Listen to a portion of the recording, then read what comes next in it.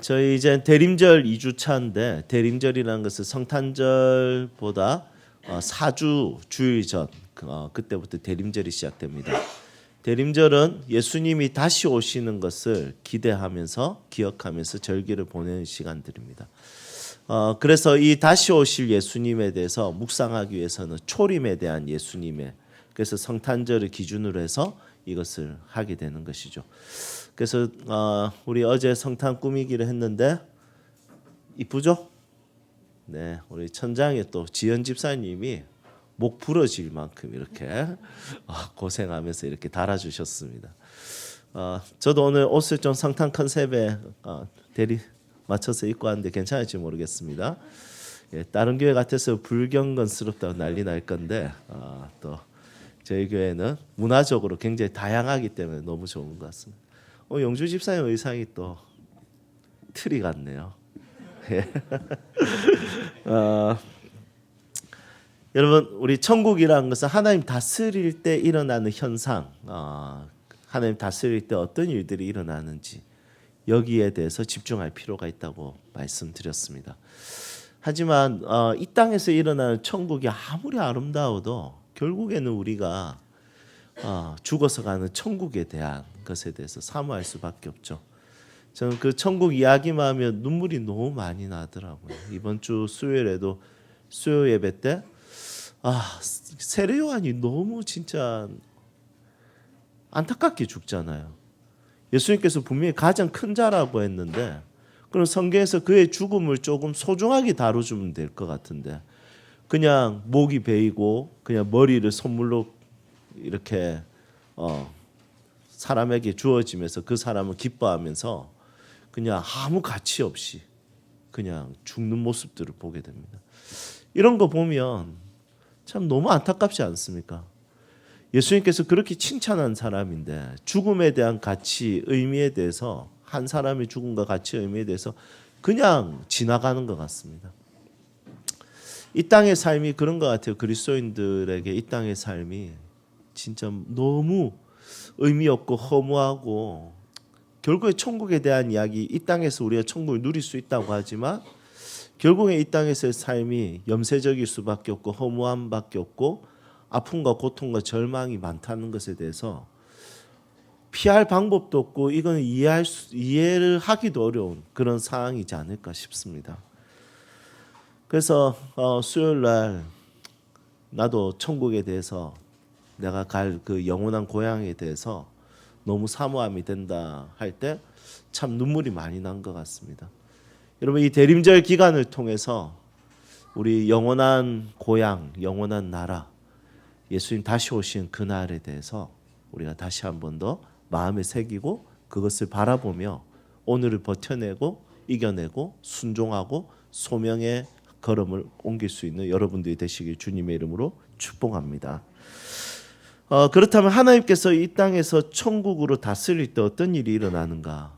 이제 7가지 비유, 시각, 견우, 감진그 중에 그물 비유. 이 비유에서는 이제 거의 이 땅에서의 삶의 끝을 좀 다루고 있습니다. 알곡과 가라지에서도 그것과 비슷하게 다루지만 이 그물 비유에서는 또 이 천국 비유 끝에 딱 두면서 이 땅에서의 끝의 모습에 있어서 천국에 대한 이야기를 다루고 있는 것이죠. 그러면 이 천국의 모습이 어떠냐? 그 비유에 대해서 한번 살펴본다면 이렇습니다. 우선 바다에서 큰 그물, 이 헬라어 원어를 보면 저인망 그물입니다. 이 위에서부터 땅 밑에까지 쫙 내려오는 밑에 무게 중심을 달아서 그물을 쫙 내려서 굉장히 큰 그물이죠. 이것을 가지고 쭉 끌고 갑니다. 그러니까 물고기들이 몰리기 시작하겠죠.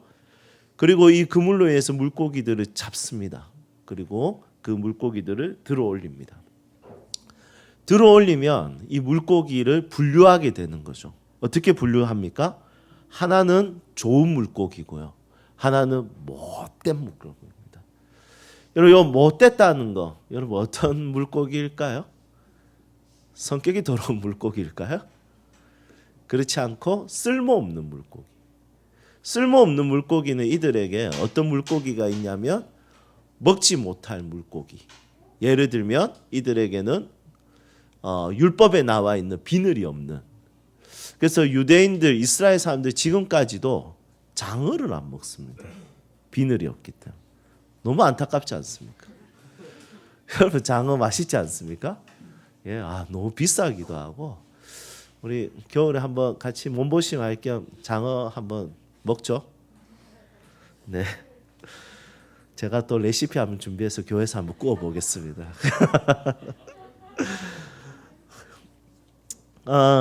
뭐 그런 물고기들 아니면 먹을 수 없는 뭐 피레미라든지 이런 작은 물고기들 이런 것들은 이제 버리게 되는 것이죠. 이 비유에 대한 설명을 그 밑에 바로 하게 됩니다. 그 설명은 뭐냐면 첫 번째는 분류하다. 이것은 세상 끝나는 날 이렇게 이야기하고 있습니다. 한번 보십시오. 49절 세상 끝에도 이러하리라 이렇게 이야기합니다. 세상 끝나는 날 이것이 있다는 거죠. 여러분 천국을 믿는다는 것은 뭐냐면 하나님 다스리는 이 천국을 믿는다는 것은 종말을 믿는 거예요. 천국을 믿는다는 것은 영원한 것으로 시작한 것이 아니라 종말로 시작하는 겁니다. 그래서 이 종말을 믿는 것이 천국을 믿는 것이죠. 이 종말은 뭐가 있을까요? 종말은 우주적 종말과 개인적 종말이 있습니다. 모든 것에 시작이 있고 모든 것에 끝이 있습니다. 하나님은 영원하시지만 하나님은 이 영원이라는 속성을 비공유적 속성으로 이 땅의 피조물들에게 공유하지 않으셨습니다. 그래서 인간이 자기는 영원하다, 죽지 않는다, 자기는 영원한 존재다라고 말하는 순간 그 사람은 이단입니다. 사람은 영원할 수 없는 것이죠. 영원이라는 것은 하나님의 속성이고 비공유적 속성이기 때문입니다. 그래서 이 세상에 있는 모든 것은 끝이 반드시 있습니다. 그래서 하나님의 통치, 이 천국을 믿는 사람들은 종말을 믿는 사람들이죠. 여러분 우리는 다 종말을 맞이하게 될 것입니다. 여러분 이 대림절을 앞두고 이 대림절 중에 우리가 묵상해야 될 것은 끝이 있다는 것이죠. 이것에 대해서 부인할 수 없을 것 같습니다. 우리 다 죽게 되겠죠. 우리 다 이 땅에서 끝을 보게 될 것입니다. 그리고 이 지구도 주님 다시 오시는 날 이 세상도 이 우주도 끝이 날 것입니다. 우리는 이것을 믿습니다. 그리고 두 번째로 하나님의 통치, 천국을 믿는 사람들은 어떤 사람이냐? 오늘 이 비유의 해석을 보니까 의인과 악인, 그러니까 좋은 물고기와 못된 물고기를 분류하는 것이 의인과 악인으로 분류한다 이렇게 이야기합니다. 천국에 대한 두 번째 믿음은 뭐냐 하면 심판입니다. 천국 안에는 심판이 있습니다. 이게 좀 너무 이상하지 않습니까? 천국이라는 단어 굉장히 긍정적인데 이 말씀에서 설명하는 천국이라는 긍정적인 단어와 연결하는 단어들은 종말과 심판입니다. 부정적인 단어죠. 사도신경에 보면 우리의 믿음의 고백을 이렇게 이야기합니다. 장사된 지 사흘 만에 죽은 자 가운데서 다시 살아나셨으며 하늘에 오르시어 전능하신 아버지 하나님 우편에 앉아 계시다가 거기로부터 살아있는 자와 죽은 자를 심판하러 오십니다. 사도신경은 세 분류로 되어 있습니다. 첫 번째 성부 하나님, 두 번째 성자 예수님, 세 번째는 성령 하나님과 공교회에 대한 이야기를 하고 있습니다. 여러분 이 세 가지 원리로 사도신경이 기록되어 있고 우리는 그것을 매주마다 고백하고 있는데 성자 예수님에 다룰 때는 성자 예수님에서는 두 가지의 모습을 다룹니다. 첫 번째 긍휼의 모습을 다룹니다. 우리의 죄를 위해서 죽으셨습니다. 두 번째는 심판하시는 예수님에 대해서 다루고 있는 것이죠. 그래서 우리가 하나님을 믿는다는 것, 우리가 천국을 믿는다는 것은 심판을 믿는다는 겁니다.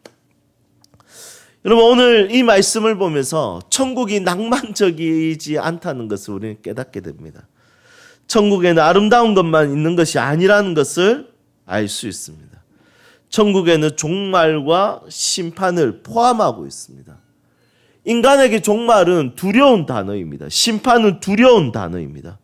사실은 천국이란 단어는 우리에게 해피한 단어이고 너무 기쁘고 즐겁고 우리의 마음을 행복하게 해주는 그런 단어인데, 이 천국이 포함하고 있는 일곱 번째 비유에서는 종말과 심판, 굉장히 부정적이고 두렵게 하고 무섭게 하고 우리가 거부하고 싶고 믿고 싶지 않은 그것을 담고 있는 것이 천국이라는 것이죠.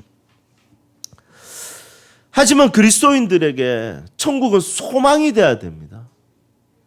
그렇다면 우리 그리스도인들에게 천국은 소망이 될까요? 예, 소망이 됩니다. 종말과 심판을 천국이 담고 있어도 우리에게 천국이 소망이 되는 이유는 두 가지가 있습니다. 첫 번째는 종말과 심판을 담고 있는 이 천국으로 인해서 우리는 하나님을 경외하게 됩니다. 내가 그분을 경외하는 것이 복입니다.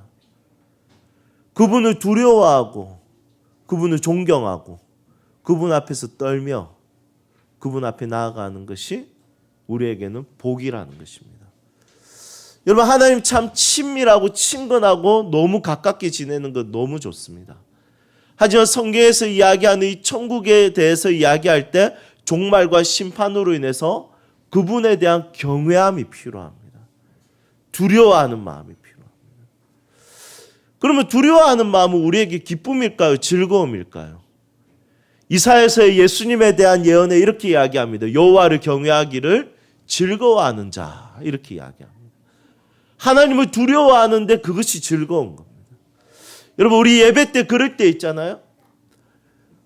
종종 저도 그분을 예배할 때 위로가 되는 찬양도 너무 좋지만 그분의 영광을 높이는 찬양이 정말 좋을 때가 있습니다. 예수전도단에서 곡을 앨범을 낼 때 그 곡이 있었습니다. 광대하신 주. 이 찬양을 정말 쫙 뻗어지게 하는 경우가 있습니다. 그런데 그분의 광대함 앞에 그분을 노래할 때 내 자신에 대한 초라함과 비참함과 죄인된 모습이 너무 보이는 거예요. 몸이 움츠러들고 그분을 예배하는데 그냥 손을 들 수도 없겠더라고요. 그분의 너무 높고 위대함 때문에. 여러분, 그런 거 묵상할 때마다 정말 경외감과 막 벌벌 떱니다. 그럴 때는 제 정서 자체가 너무 두렵습니다. 그런데 그게 너무 행복합니다. 우리가 리더학교 예배에 대해서 다룰 때 누미노제라는 단어에 대해서 우리 교회는 굉장히 많이 강조를 합니다.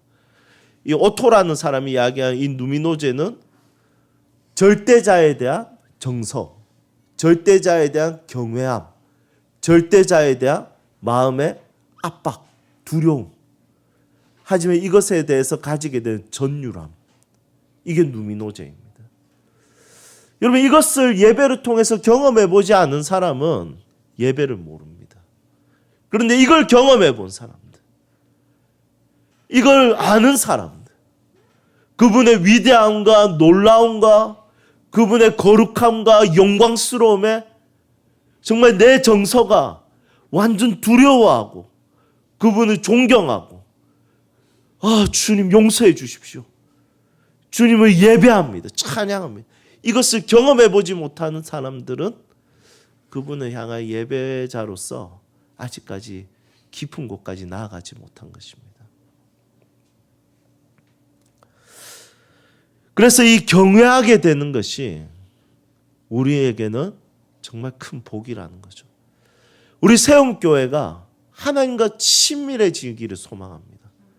친밀해지는데 그분 앞에서 그분을 가볍게 여기는 것이 아니라 친밀해지면 친밀할수록 너무 소중하고 너무 영광스럽고 그분을 높여드리고 싶고 두려워 떨려지는 그런 마음이 있기를 소망합니다.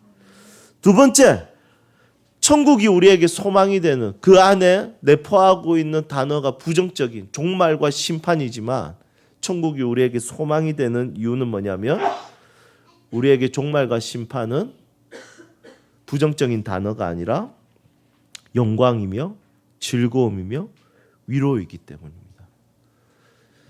여러분, 영원히 이 땅에서 살고 싶습니까? 빨리 가죠. 예, 무슨 소망이 있습니까?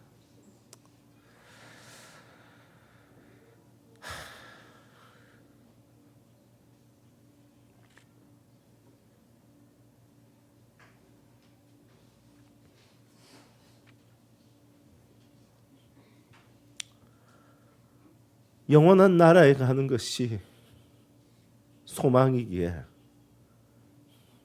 종말은 두려움이 아니라 부정적인 단어가 아니라 우리에게 영광과 기쁨입니다. 여러분, 심판은 우리에게 부정적인 단어입니까?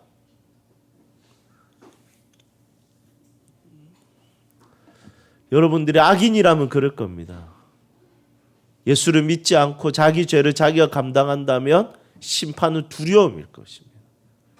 하지만 예수님께서 내 죄를 감당해 주신다는 것을 안다면 이 추악하고 더러운 내 인생에 그분의 심판은 우리에게 정말 큰 은혜입니다. 저 공중에 구름이 일어나며 큰 나팔이 울릴 때에 주 오셔서 세상을 심판해도 나의 영혼은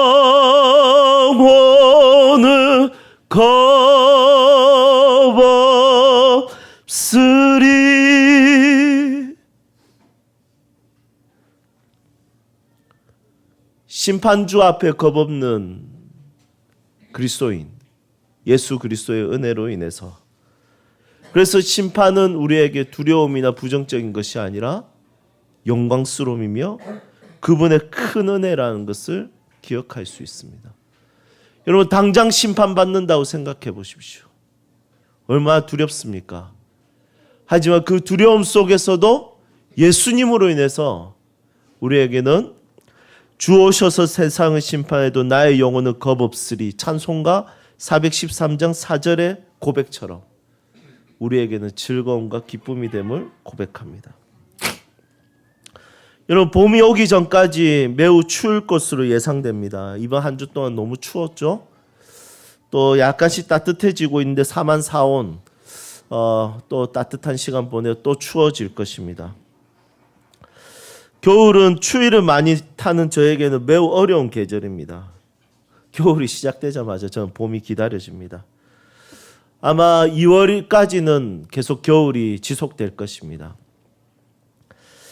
2월쯤 되면 봄이 오지 않아도 가끔씩 봄의 기운을 느끼게 될 것입니다. 여러분, 저는 이것이 이 땅의 삶이라고 생각합니다.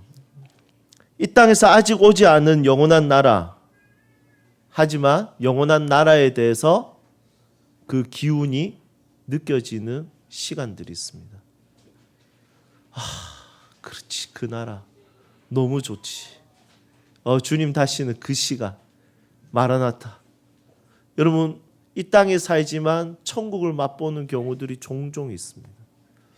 그분을 예배할 때, 그분의 말씀을 묵상하다 깨달을 때, 기도하다가 그분께서 위로하실 때, 은혜 주실 때, 여러분, 그럴 때는 종말도 심판도 우리에게는 부정적인 단어가 아니라 기쁨과 즐거움의 단어가 됩니다. 개인적으로 이 땅에서 또 아직 오지 않은 영원한 나라에 대한 감동이 느껴질 때 그 나라 생각하며 금방 코끝이 찡해집니다. 그리고 살 용기가 생깁니다. 우리 세움교회 식구들 오늘 한 해 잘 버텨내셨습니다.